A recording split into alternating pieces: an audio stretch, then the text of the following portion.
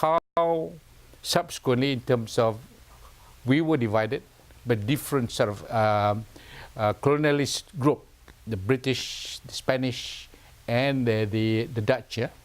And that to me is a key as far as participation is concerned in terms of understanding our roots. Yeah? And then from there on, you can see in terms of the details of different customs and practices of the adat perpati in Negeri Sembilan. And that was elaborated in terms of how the matrilineal sort of family. So that gives another perspective to the Malay sort of Malay Polynesian sort of customs.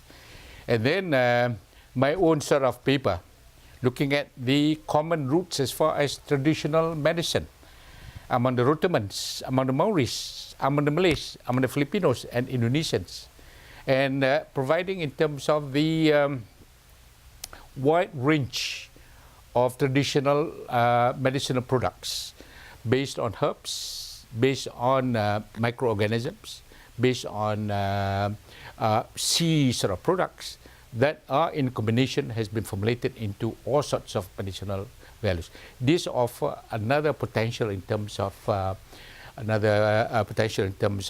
expanding that sort of business opportunities.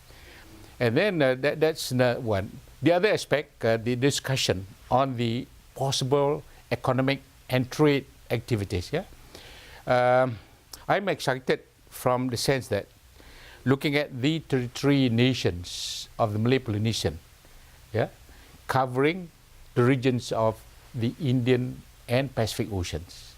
Look at how vast is the oceans, and the future of food production in the world will not be from producing agriculture from the land, but from the sea. Now the question is, how can we harness this vast ocean in the Malay Polynesian sub-regions into a source of food? And then the other great thing is, it is in our region. I mean, Indonesia itself has got 17,000 islands. The Philippines has got 7,000 islands. And then imagine even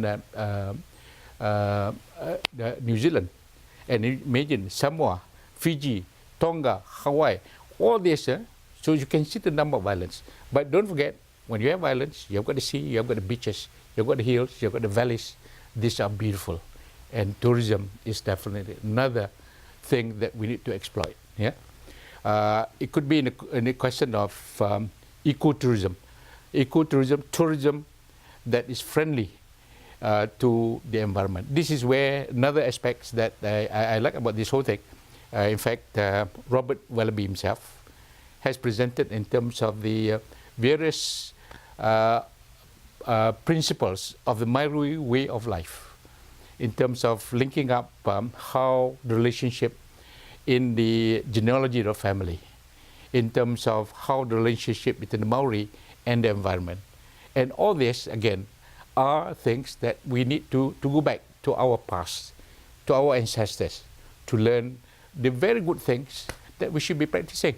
But for some reason, and as you can see from some of the speakers, the many challenges that are facing, particularly of the Malay Polynesian minorities in many of these nations, the erosion of this cultural background.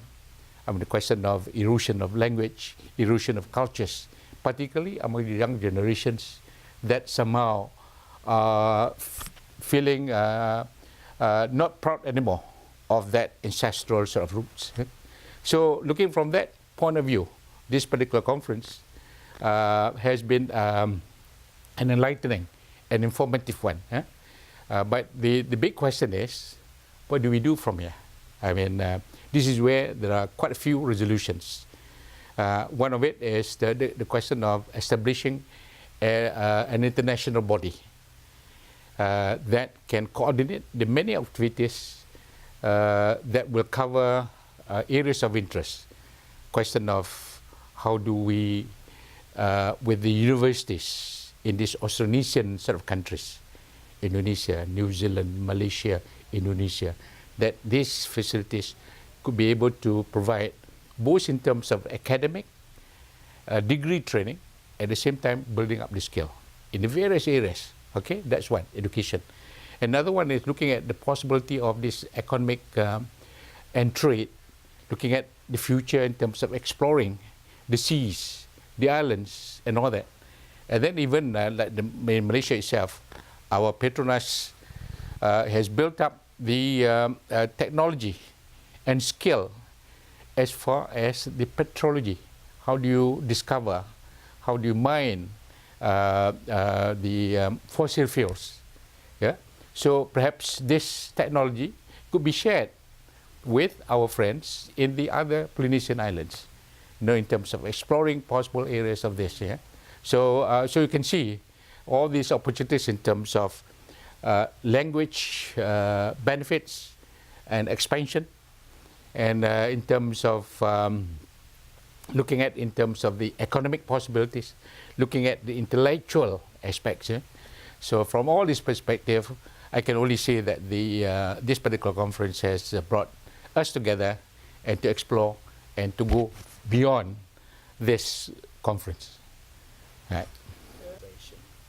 No, in fact, on the question of the, not just the question of writing, but looking at the intellectual development, because I feel that this will be the key, the intellectual thing that you have in you in terms of bringing development to your own community.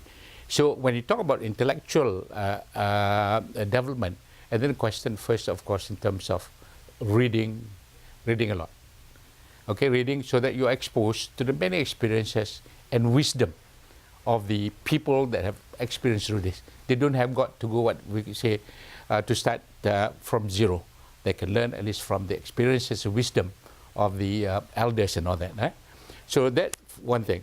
But the other thing is just this. Having that knowledge in you is not enough if that knowledge, you don't add value to it. So how do you add value to this? You have got to make that knowledge available to as vast the group of people as possible, so that at least they can get the knowledge that you have gathered and written, so that they can use it and add value to it. I mean, simple things like, okay, I'm a practitioner in terms of my good health through herbal formulations.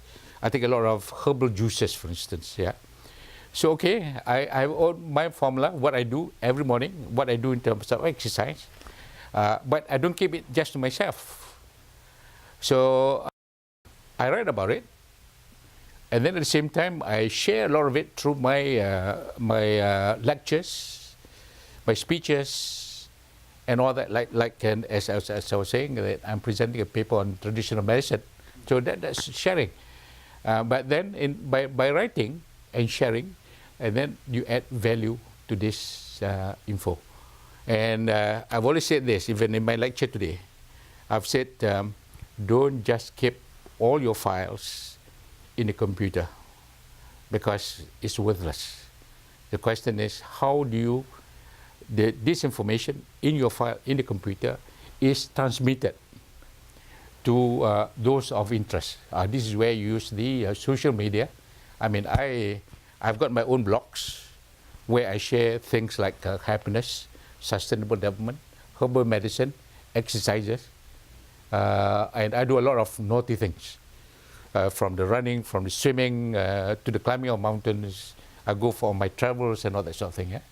So coming back to the intellectual element, because to me this is the key as far as stimulating that interest in terms of development of the very people that you live in. So in that context, I see why the writing and the reading and the sharing of information and using the present media, things like computer, digital camera. So I didn't bring this. Normally, whenever I move around, I will always have a digital camera here and a notebook or an iPad, and then where I put in whatever I've of interest into this, and then subsequently we'll transfer this photos, images, and then the whatever write up into the computer and as files, which are files up either in my blog, my Facebook, and all that. So continue. I mean, in terms of just sharing whatever small experiences and wisdom that you have. I looked at a nation that is stable, united, happy, prosperous, must start with the family unit.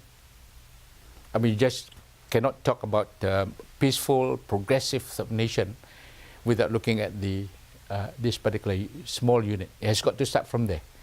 If that family small unit that you have has got all the essence of greatness, things like the relationship in the family, the practices, the courtesies, the simple thank you, and all that, will have a long way. And not only that, but to ensure these are perpetuated in our own sort of family, we have our own organization, the Persatuan Tuk Din Tuk Piah Malaysia, that links up all the family members all over the nation. And each year we meet together at different places to discuss how can we help each other. That's another element. How can you, as a citizen of the country, take responsibility in terms of helping those members of the family that are not as fortunate as you are, and this part again. And then on top of that, the academic side of having the genealogy. In fact, I've written a book on the genealogy of our family, yeah? And then these are some of the things that I like to encourage, because now having elders around you, before they passed away, get whatever information in terms of the history of the family, and they start from there, and then later on others will build it up. Yeah, so that's how I see in terms of the family unit, how they need to be strengthened, and then in fact, our Malay and Polynesian subcultures have got this adat and customs that can bring us together. But the only unfortunate thing is just this, that erosion I was talking. We thought that the capitalistic, the Western sort of civilization is the way to go. But right now we know that is the way as probably it's going down. So we have got to come back. And that's just why I believe the Malay Polynesian sort of customs and practices will bring us and strengthen us, first in the family, and then our community, and then the nations that we live in. This may not be recognized, but as we get to understand, the trouble is with many of us, we don't go and study and understand it. The whole implication, essence of all this ancestral adat and customs here. But when you understand it, how it's trying to accord even simple courtesies, simple way of living, how to raise up families, how to keep your health, from all the herbs and things around you. The very exercises, we have got our traditional exercises, with the silat, with all the stretches and all that, So it's all there, So why do we value something foreign whereas you have it in your society? Yeah, this is where I also encourage in terms of don't just leave all these traditional practices, traditional customs unwritten, because that will be eroded. So write about them. Yeah, write about your experience. In fact, writing, when I talk to friends, I talk to colleagues about writing, and they say, it's so difficult. I said, what's so difficult about writing? I mean, you don't care about the grammar, you don't care about the bombastic sort of words, but start with simple languages, telling your own story, whatever you want to tell. about your experience going out to do the fishing, your experiences in terms of planting your herbs, your experiences in terms of whatever, you know. So write about this, and that's it. And then your own feelings about these things. I mean, people may not agree with what you do, but that's another thing, you know.